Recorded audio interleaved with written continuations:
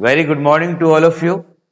आज की क्लास में 11th केमिस्ट्री का लॉ ऑफ कॉम्बिनेशन का अंतिम नियम आपको पढ़ाने जा रहे हैं, लॉ ऑफ रेसिप्रोकल प्रोपोर्शन, यानी हिंदी में व्युत्क्रम अनुपात का नियम।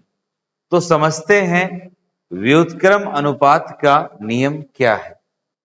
ध्यान दीजिएगा, लॉ ऑफ रेसिप्रोकल प्रोपोर्शंस। तो देखिए,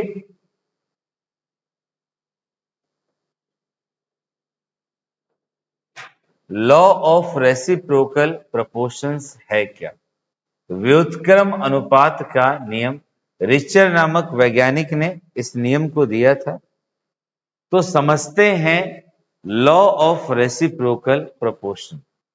बेसिकली स्टूडेंट्स, ये जो मेरा नियम है, ध्यान दीजिएगा, ये नियम 3 एलिमेंट से जुड़ा होता है।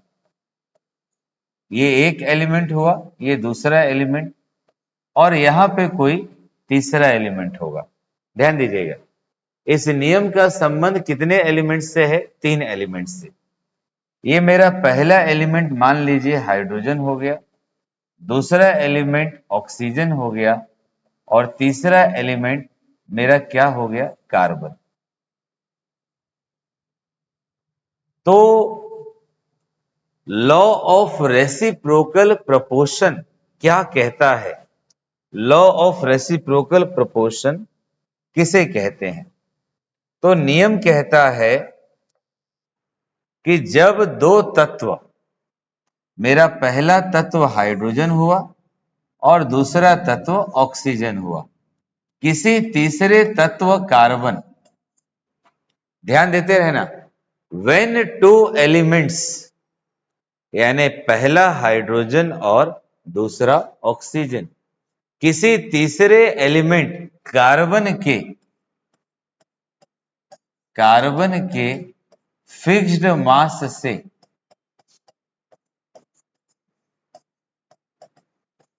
फिक्स्ड मास से कंबाइन करता है। यानी हाइड्रोजन जितने कार्बन के भार से करेगा, ऑक्सीजन भी उतने ही कार्बन के भार से करेगा। तो कंबाइन करने के क्रम में जो रेशो होगा किसका?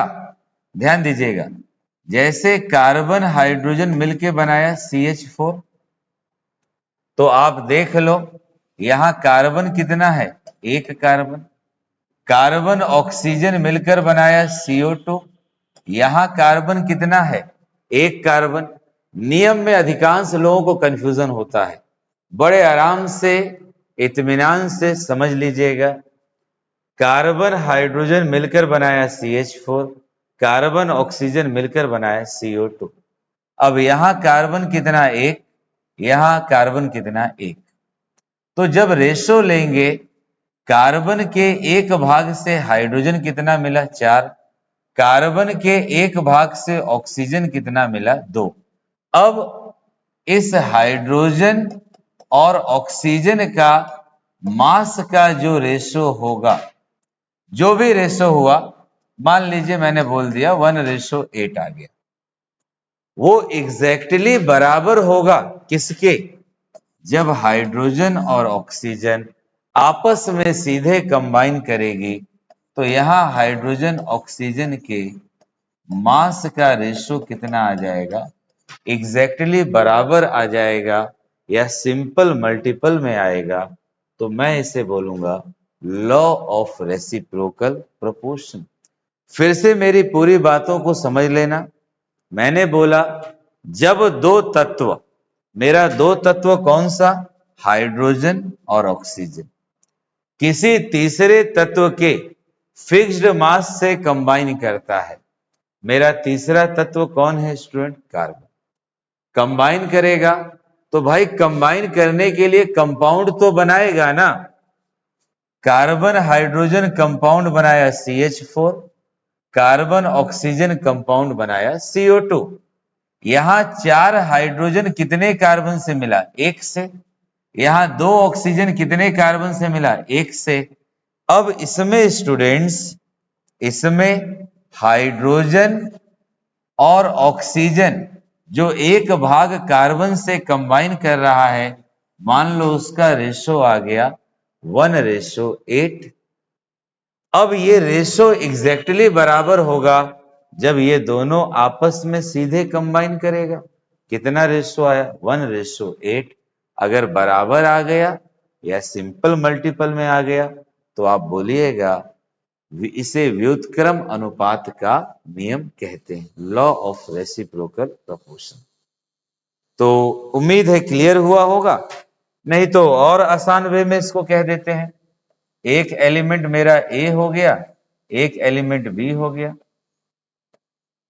एक एलिमेंट सी हो गया, ये पहला एलिमेंट, ये दूसरा एलिमेंट, ये दोनों आपस में कंबाइन करेगा तो कंबाइन करने पे जो रेशो आए, जो भी आए, मान लीजिए 1:8 आ गया।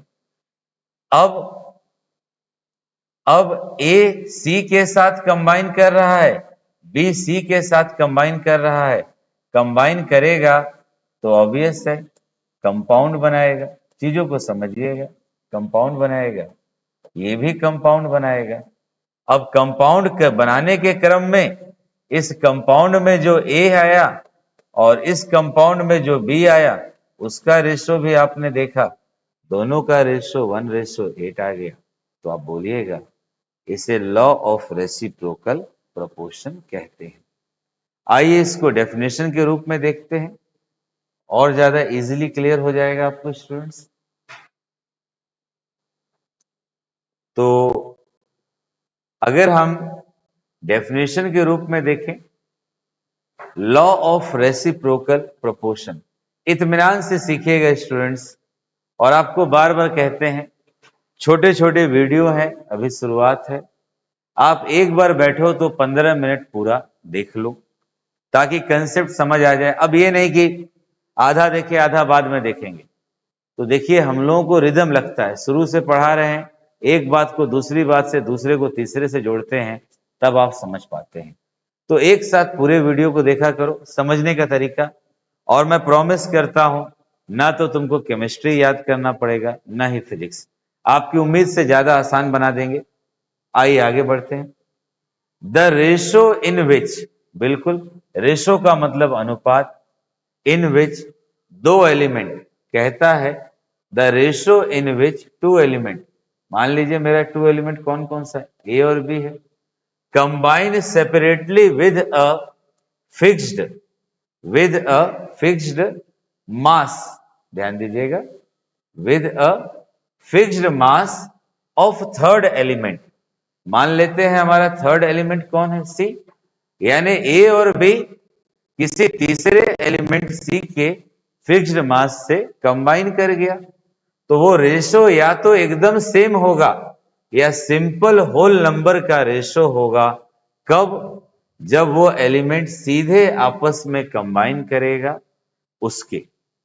तो इसे बोलेंगे लॉ ऑफ रेसिप्रोकल प्रोपोर्शन। मिला लीजिए, वह अनुपात, यानी अनुपात की बात हो रही है जिसमें दो तत्व, कौन सा दो तत्व, मान लो ए और बी भाई, किसी तीसरे तत्व से, मान लीजिए कौन सा, तीसरा तत्व सी हो गया, निश्चित भार से संयोग करता है, निश्चित भार से कंबाइन करता है, तो वो अनुपात क्या होगा, वो अनुपात क्या होगा, या तो समान होगा या उस अनुपात का सिंपल मल्टीपल होगा, जिसमें सरल पूर्ण संख्या का गुणज होगा, जिसमें ये आपस में सीधे मिलता है। तो इसे बोलेंगे व्युत्क्रम अनुपात का नियम। बड़ा इंपॉर्टेंट। अब मैं आपको इस पूरे को एक छोटे से एग्जाम्पल से काफी डिटेल में बताने जा रहा हूं, तो ध्यान दीजिएगा उस एग्जाम्पल के ऊपर। आइए समझते हैं एग्जाम्पल क्या है। मेन एग्जाम्पल को समझ लेना। मैंने लिखा, ध्यान देना बोर्ड पे, एक तत्व मेरा हाइड्रोजन हो गया, एक तत्व मेरा ऑक्सीजन हो गया।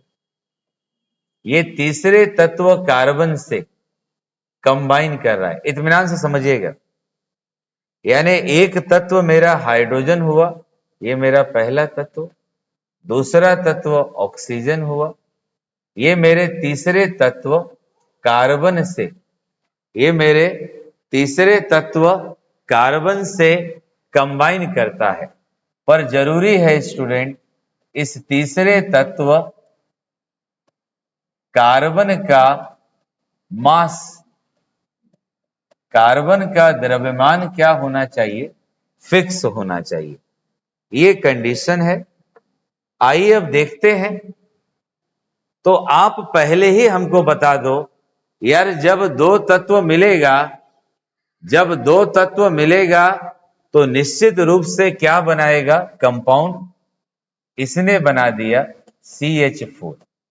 यानी अब हम बात करते हैं CH4 में, यानी मैं बात कर रहा हूं इन CH4। और ध्यान दीजिएगा, जितनी भी बात करूंगा द्रव्यमान के हिसाब से, बाई वेट के हिसाब से, या मैं कह सकता हूं भार अनुसार हम बात कर रहे हैं। तो आपको ये पता चलना चाहिए स्टूडेंट्स, एक कार्बन का भार 12 होता है और हाइड्रोजन का भार 1 होता है। अगर मैं भार अनुसार बात करूं, अगर मैं भार अनुसार बात करूं तो सीधी सी बात है, मैं कह सकता हूं 12 पार्ट, ध्यान देना, 12 पार्ट यानी 12 भाग। एक कार्बन का भार 12 है ना, 12 भाग 12 पार्ट कार्बन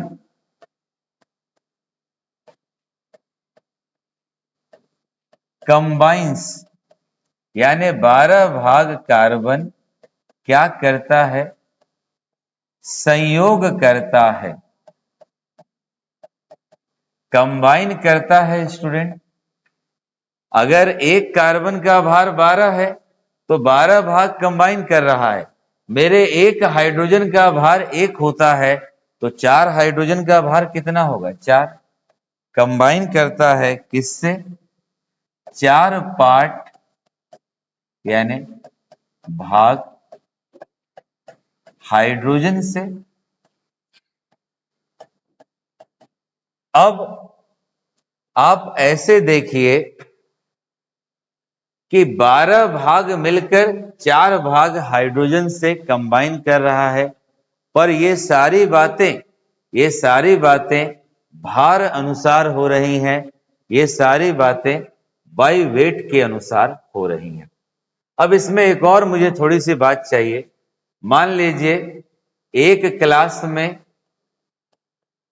10 छात्र हैं और इन 10 छात्र के पास मिलाकर कितना रुपया है? 200 रुपया। तो मैं एक स्टूडेंट के पास पूछूं कितना रुपया आएगा, इस 200 को मैं कितने से भाग दे दूंगा? 10 से। तो एक स्टूडेंट को कितना रुपया मिलेगा? 20 रुपया। सेम इसी प्रकार अगर एक स्टूडेंट को 20 रुपया मिलेगा तो आप समझ लीजिए कि मैं यहां पे कहूं 12 भाग कार्बन कंबाइन करता है 4 भाग हाइड्रोजन से। 12 भाग, ध्यान से समझिएगा, कोई जल्दबाजी नहीं, कोई इरिटेशन नहीं, नॉर्मल वे में 12 भाग 4 भाग का निर्माण कर रहा है। 10 छात्र के पास 200 था तो एक के पास कितना है? 10 से भाग दे दिया। तो बताओ, एक पार्ट अगर मैं कार्बन की बात करूं, कार्बन कंबाइंस यानी संयोग करता है, 12 भाग 4 से किया तो एक भाग कितने से करेगा? स्टूडेंट सभी बता सकते हैं, 4/12 भाग से। किसके? हाइड्रोजन से कंबाइन कर जाएगा। अब ये एक बात हो गई मेरी, ये एक बात मेरा हो गया। यानी मैंने किसका बात कर लिया स्टूडेंट्स? मैंने बात कर लिया CH4 का। मैंने बात कर लिया CH4 का। अब मैं किसका बात करने जा रहा हूं? दूसरे कंपाउंड का मैं बात करने जा रहा हूं, CO2 का। यानी मुझे यह पता चल गया कि CH4 में एक भाग कार्बन से कितना भाग हाइड्रोजन कंबाइन किया। अब सेम अपना पूरा एनर्जी किस पर लगा दीजिए? CO2 पर। अगर स्टूडेंट्स अब हम अपना पूरा एनर्जी किस पर लगा दें? CO2 पर। यानी हम बात करते हैं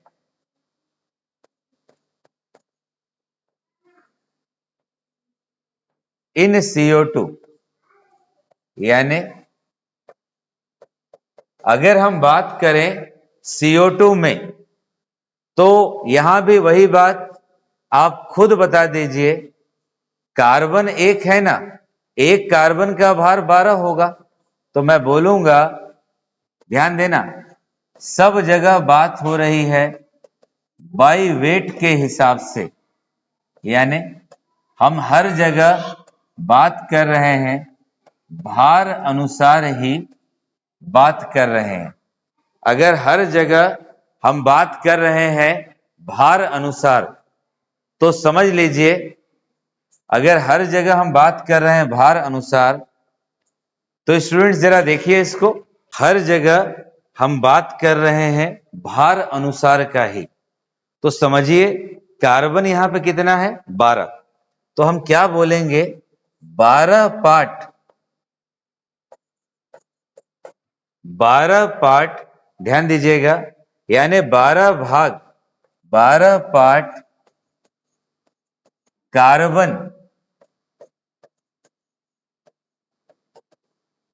कंबाइन, यानी संयोग करता है। 12 पार्ट कार्बन क्या करता है? कंबाइन करता है, संयोग करता है। आपको यह भी पता होना चाहिए एक ऑक्सीजन का भार कितना होता है स्टूडेंट? 16। यहां पे कितना ऑक्सीजन है? 2। एक का भार 16, तो ऑक्सीजन 2 है, तो 2 का भार कितना हो जाएगा? 32। यानी 12 भाग कार्बन कंबाइन करता है 32 पार्ट, यानी भाग किससे? ऑक्सीजन से। तो अगेन वही बात, जब 12 भाग मिलके 32 भाग से कंबाइन कर रहा है, तो एक पार्ट भार अनुसार बात कर रहे हैं। अगर यहां पे मैं बोलूं एक पार्ट कार्बन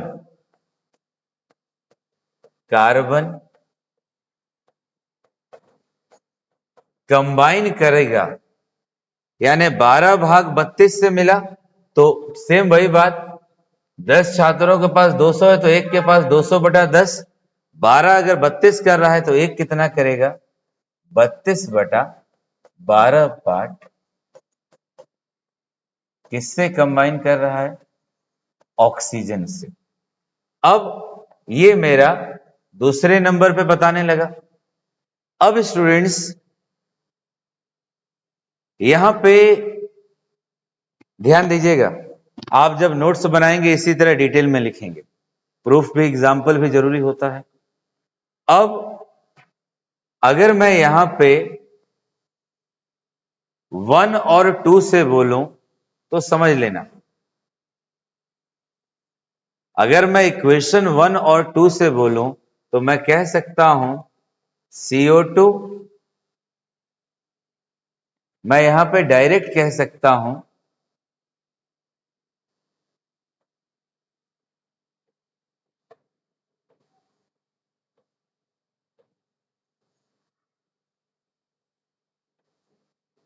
चलिए हम ऊपर से बता देते हैं।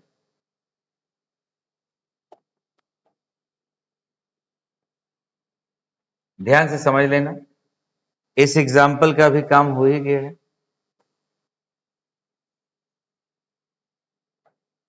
चलिए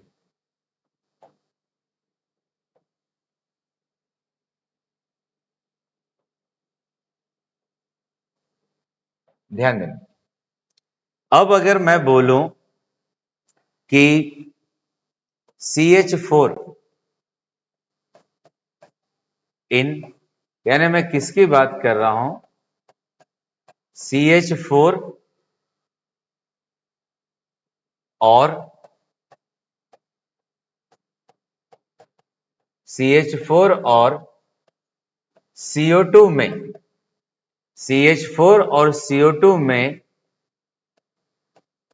कार्बन के, ध्यान देना, फिक्स्ड मास से कंबाइन, यानी संयोग, कंबाइन करने वाले हाइड्रोजन तथा ऑक्सीजन के द्रव्यमान, यानी मास की मैं बात कर रहा हूं, का अनुपात। अनुपात का मतलब होता है रेशो। तो आप बताइए यहां पे कितना था, 4/12, और यहां पे कितना था, 32/12।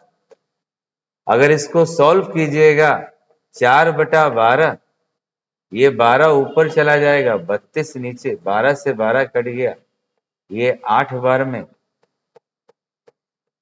यानी कितना आ गया, समीकरण 3 बता रहा है इस हाइड्रोजन और इस ऑक्सीजन के बीच का रेशो कितना आ गया, 1:8। अब डायरेक्ट बात, अब ये दोनों सीधे कंबाइन करेगा। इन H2O यानी जल में,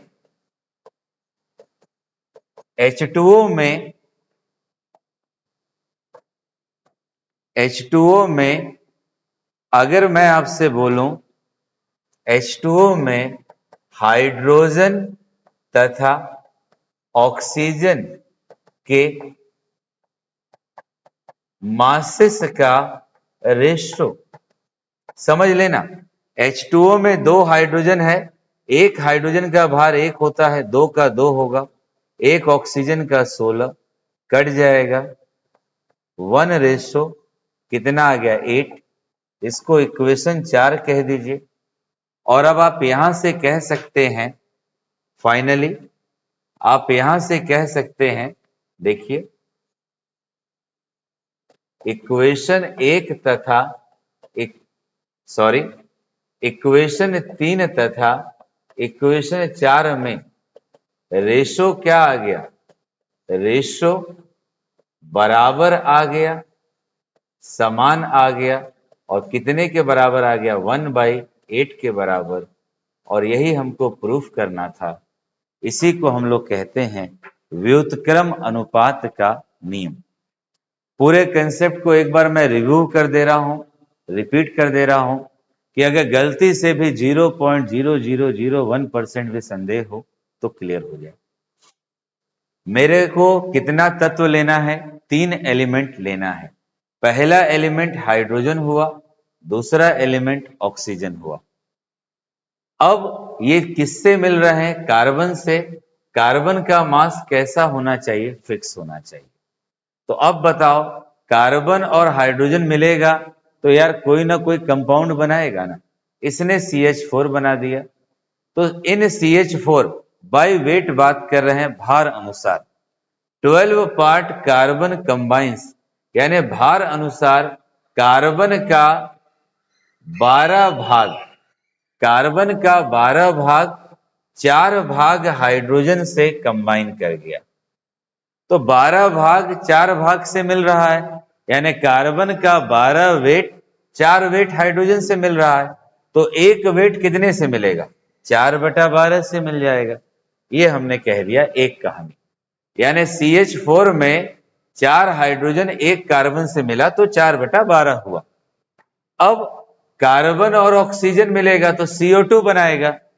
इस CO2 में 1 कार्बन है, कार्बन का भार 12 होता है, 12 भाग कार्बन कंबाइन करता है, 1 ऑक्सीजन का 16, 2 का 32, 32 भाग ऑक्सीजन से। तो बताओ एक भाग कितने से कंबाइन करेगा? 32 को 12 से भाग दे दीजिएगा, इसे हमने 2 कह दिया। अब इस CH4 में और इस CO2 में कार्बन के एक भाग से कंबाइन करने वाला हाइड्रोजन और ऑक्सीजन का मैंने रेशो लिया, तो कितना रेशो आया? 1:8। लिख भी दिए, CH4 और CO2 में कार्बन के फिक्स मास से कंबाइन करने वाले हाइड्रोजन और ऑक्सीजन के मास का रेशो 1:8 आ गया। अब जब ये हाइड्रोजन और ऑक्सीजन सीधे मिल रहा है, H2O का निर्माण कर रहा है, इसमें हाइड्रोजन और ऑक्सीजन का रेशो कितना आ गया? 1:8। इक्वेशन 3 और इक्वेशन 4 से दोनों ही रेशो बराबर हो गए। कितना आ गया? 1:8 आ गया। तो मैं बोलूंगा लॉ ऑफ केमिकल कॉम्बिनेशन आपका इस पे लागू होता है, लॉ ऑफ रेसिप्रोकल प्रोपोर्शन। तो स्टूडेंट्स, स्क्रीनशॉट आप लोग ले लीजिएगा, अपने नोट्स को मेंटेन कर लेना। आइए आगे बढ़ते हैं।